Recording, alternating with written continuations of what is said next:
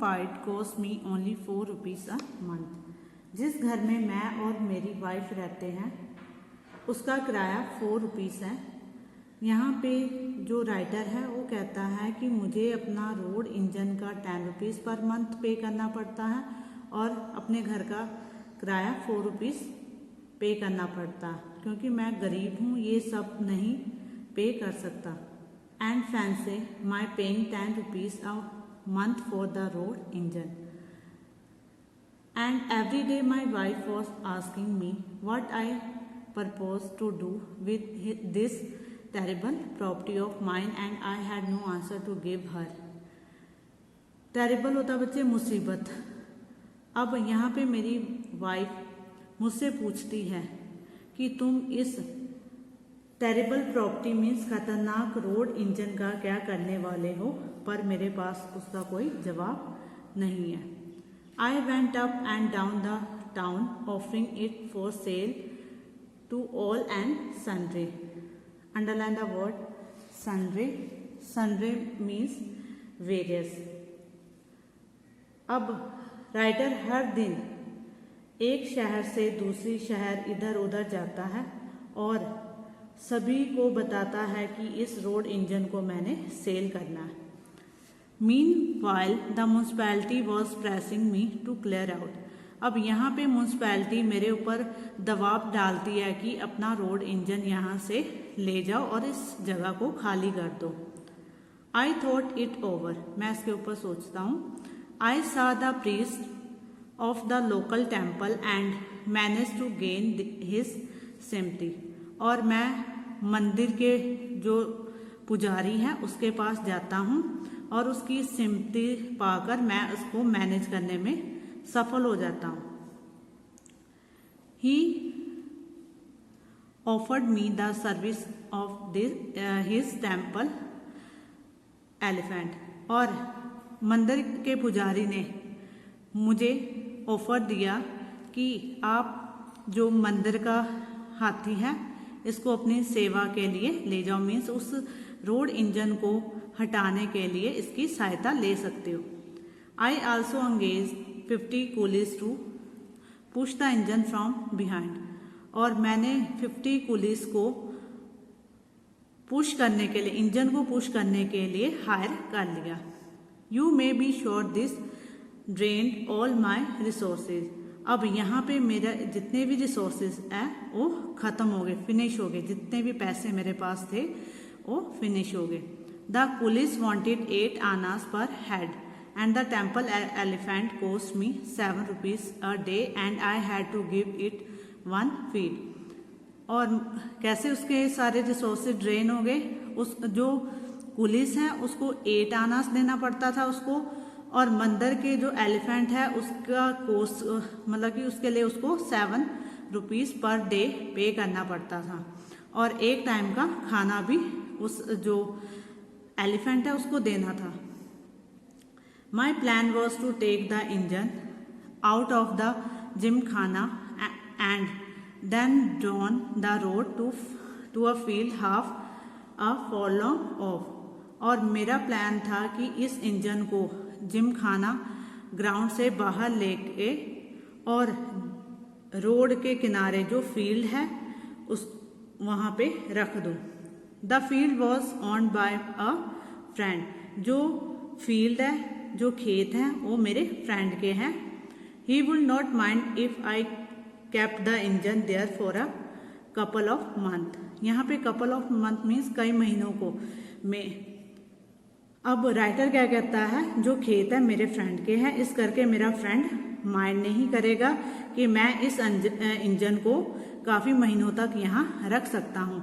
When I could go to the Madras and find a customer for it. और मैं यहाँ से मद्रास जाके और इस रोड इंजन के लिए कोई कस्टमर ढूंढूंगा जिससे जो कस्टमर मेरा रोड इंजन खरीद ले। I also took into service one Joseph, a dismissed bus driver, who said that although he knew nothing of road rollers, he could not nevertheless steer one of it was somehow kept in motion. मैंने Joseph जो कि bus driver dismiss bus driver था, उसको road engine चलाने के लिए higher कर लिया। बट उसने मुझे बोला कि वो रोड इंजन को स्टीयर नहीं कर सकता। स्टीयर मीन्स कंट्रोल नहीं कर सकता। The fine sight, the temple elephant jogged to the engine by means of stout props, with 50 determined men pushing it from behind and my friend Joseph sitting in the driving seat. Underline the word jogged. It means attached. Stout means strong. जो नज़ारा था, दृश्य था, वो बहुत अच्छा था, fine था। और टेम्पल का जो एलिफेंट है उसको इंजन के साथ रस्सियों से बांधा गया था और 50 जो पुलिस थे उनको इंजन को पुश करने के लिए, धक्का देने के लिए पीछे खड़े थे। और मेरा फ्रेंड जोसेफ जो कि ड्राइविंग सीट पे बैठा हुआ था इंजन चलाने के लिए। A huge crowd stood around and watched it great glee. Underline the word glee means happiness. The engine began to move when it came out of Gymkhana and reached the road. It began to behave in a strange manner. Instead of going straight down the road, it showed a tendency to move zigzag. The elephant dragged it on one way.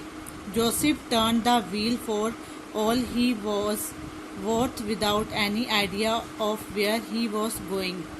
And 50 men behind it clung to it in every possible manner and pushed it just where they liked. Crowd है, बहुत rush आसपास हो गया। सारे लोग बहुत खुशी से इस नज़ारे को देखने लगे।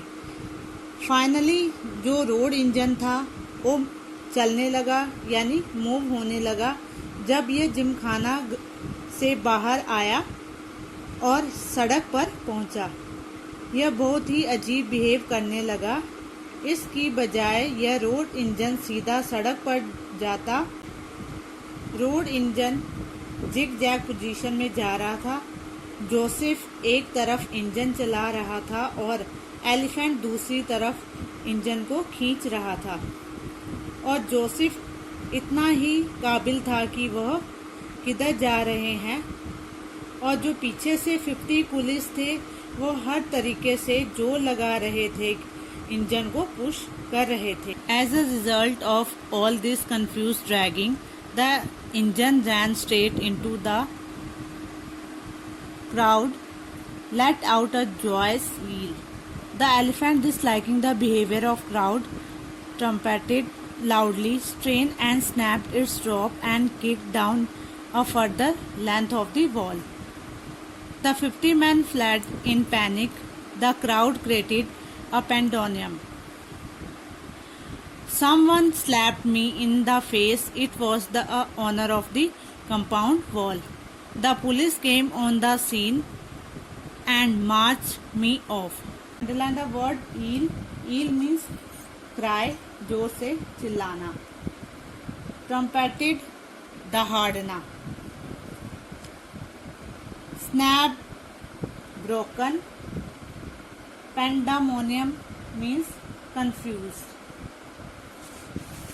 जो रिजल्ट निकला कि जो ड्रैगिंग खींच रहे थे जो रोड इंजन को, रोड इंजन जाकर किसी के सामने वाले कंपाउंड वॉल पर टकराया और काफी हिस्सा दीवार का जो कंपाउंड वॉल का था पाउडर बन गया।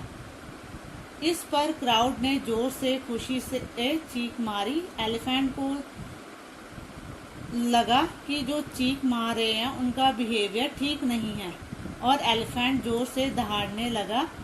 एलिफेंट ने जोर से रस्सियां खींची और एलिफेंट ने रोड इंजन से अपनी रस्सियां तुड़वा ली। जितनी दीवार बची थी उसको भी एलिफेंट ने पाउडर बना दिया, यानी पाउडर बना दिया। और 50 पुलिस भी डर के मारे एलिफेंट से यहाँ से वहाँ भागने लगे। बहुत शोर हो गया, यानी कंफ्यूज कंफ्यूजन हो गई और जो क्राउड भी भागने लगी। जो लोग वहाँ इकट्ठे थे उनमें भी हलचल हो गई और यहाँ से वहाँ भागने लगे। इतने में मुझे यानी राइटर कहता है कि समझ आता किसी ने मेरे मुंह पर जोर से थप्पड़ मारा। ये पर्सन कौन था? राइटर कहता है जो थप्पड़ मारने वाला पर्सन कंपाउंड वॉल का मालिक था। इतने में पुलिस वहां आ गई और मुझे पुलिस स्टेशन लेकर चली गई। When I was released from the lockup, I found the following consequences. और जब मैं लॉकअप से बाहर निकला तब मुझे नीचे दिए गए जुर्माना, मतलब काफ़ी नुकसान हुआ था, उसका जुर्माना मेरे ऊपर लगाया गया। Number 1, several yard of compound wall to be repaired by me. जितना भी कंपाउंड वॉल का हिस्सा टूटा था वो मुझे ही रिपेयर करवाना था। Wages of 50 men who ran away, they would not explain how they were entitled to the wages when they had not done their job. और जो पुलिस मैंने 50 पुलिस हायर किए थे उनको भी मुझे वेजेस देना था, और लेकिन उन्होंने कोई काम नहीं किया था, पर फिर भी मुझे उनको उनके पैसे देने थे। Joseph fee for steering the engine over the wall. Joseph को भी पैसे देने थे, चाहे उसने इंजन को वॉल पर चढ़ा दिया। Cost of medicine for treating the knee of the elephant, temple elephant, which had received some injuries while kicking down the wall. Here again the temple authorities would not listen when I pointed out that I didn't engage an elephant to break a wall. अब जितना भी दवाइयों का खर्चा था, elephant के जो नी है बच्चे, घुटने पे चोट आ गई थी क्योंकि उसने कंपाउंड वॉल को जाके तोड़ दिया था, उसको काफ़ी इंजरीज आई थी और उसका भी जितना भी ट्रीटमेंट था वो मुझे ही भरना था। मैंने टेम्पल अथॉरिटीज़ को बहुत समझाने की कोशिश की, बट उन्होंने मेरी कोई बात नहीं मानी। Last but not least, the demand to move the engine out it present station. जो मंदिर के लोगों ने मेरी बात नहीं सुनी तो मैंने आखिरी पर यह नहीं, वही डिमांड में जो म्यूनसिपालिटी बार बार कह रही थी अपना रोड इंजन यहाँ से ले जाओ, और वो मेरे ऊपर काफ़ी उन्होंने प्रेशर बनाया था और उन्होंने बोला कि जो प्रेजेंट रुका है रोड इंजन उसको यहाँ से हटा लो। Sirs, I was a poor man. I really could not find any means of paying these bills.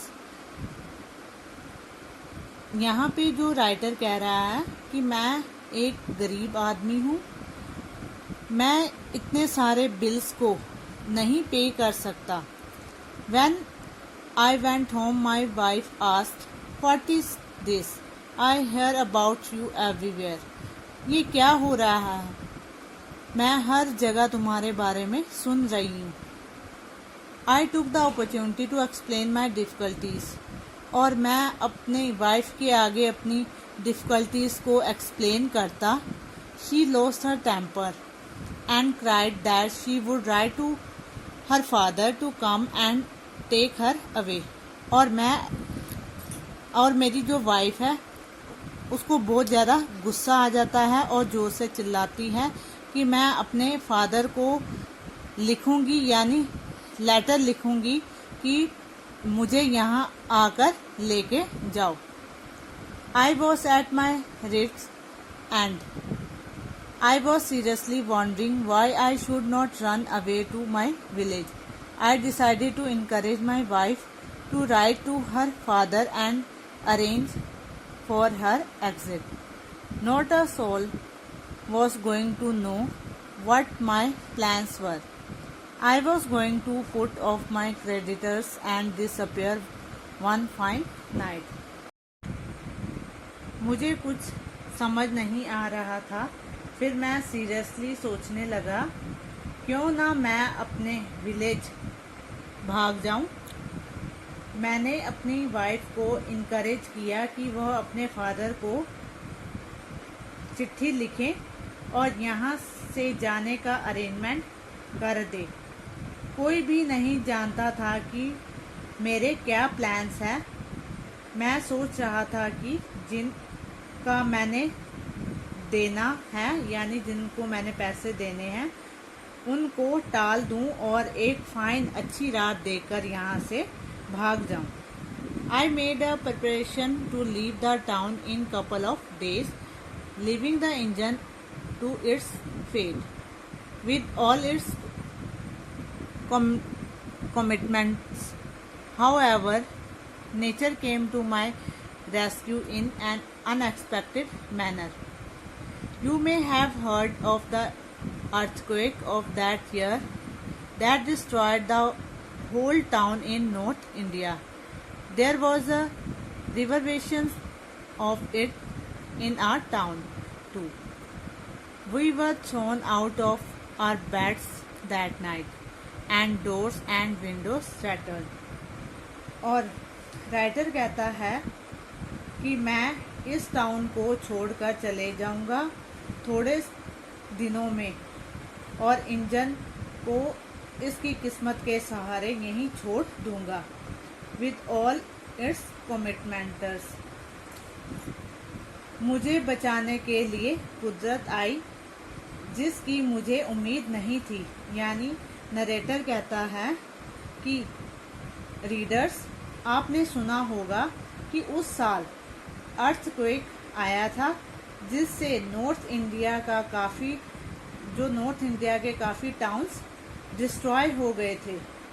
Earthquake की हलचल हमारे टाउन तक भी पहुंची। अर्थक्वेक ने हमें हमारे बेड से रात को नीचे गिरा दिए और डोर्स विंडोज की खिड़कियों को यानी रैटल की आवाज़ आई, यानी खिड़कियों की आवाज़ आई। Next morning I went over to take a last look at my engine before leaving the town.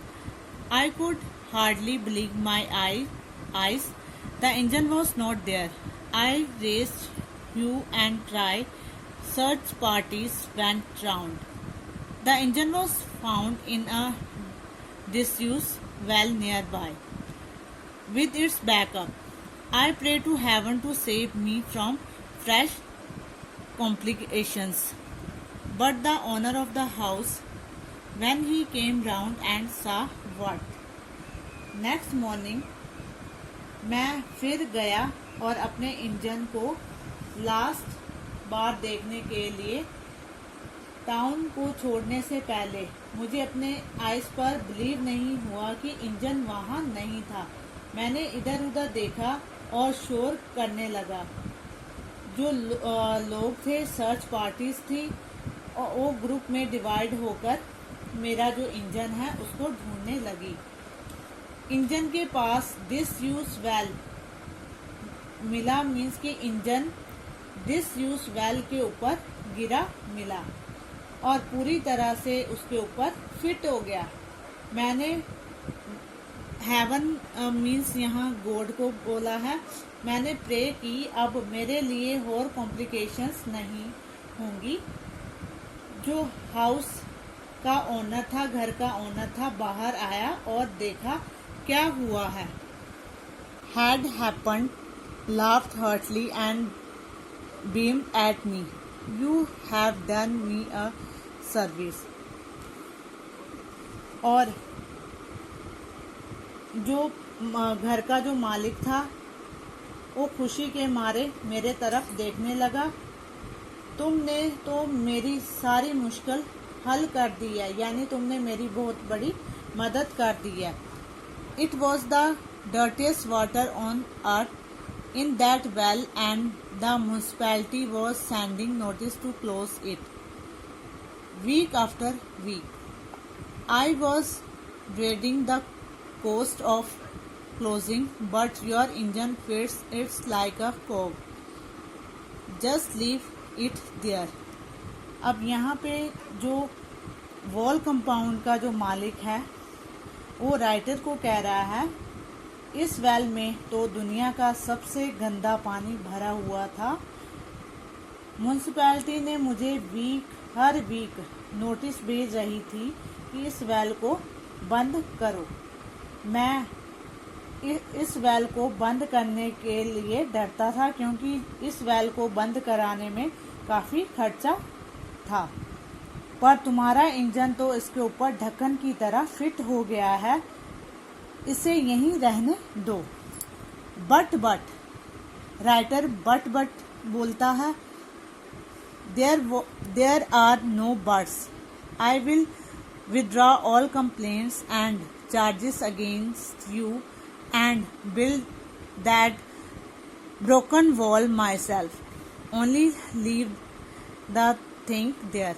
अब यहाँ पे जो राइटर है को कंपाउंड वॉल का मालिक कहता है, कोई बट नहीं, मैं सारी ही कंप्लेंट्स वापस ले लूँगा और तुम्हारे जितने भी चार्जेस है वो माफ़ कर दूँगा और इसको यहीं रहने दो। That's hardly enough. I mentioned a few other expenses that the engine had brought on me. He agreed to pay all that. अब नरेटर कहता है कि ये मुश्किल से काफ़ी होगा। मैंने मौका देखकर और भी एक्सपेंसेस यानी खर्चे गिना दिए जो इस इंजन ने के कारण मेरे ऊपर लगे थे।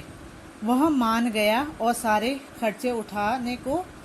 And I again passed that way. Some months later, I peeped over the wall. I found the month of the wall neatly cemented up. I heaved a sigh of relief. और यहाँ पे जो नरेटर है कहता है, मैं काफ़ी समय से उस तरफ से गुजरा। मैंने जो वेल है उसको देखा और मैंने देखा कि वेल के ऊपर सीमेंटेड लगाकर उसको पक्का कर लिया है। जो रोड इंजन वेल के ऊपर गिरा था एज अ ढक्कन की तरह फिट हो गया था, उसके ऊपर उन्होंने सीमेंटेड करके पक्का कर लिया है। अब यहाँ पे राइटर कहता है, उसको देखकर मैंने चैन की सांस ली। So students, this way we complete the chapter. I think that you must have understood it.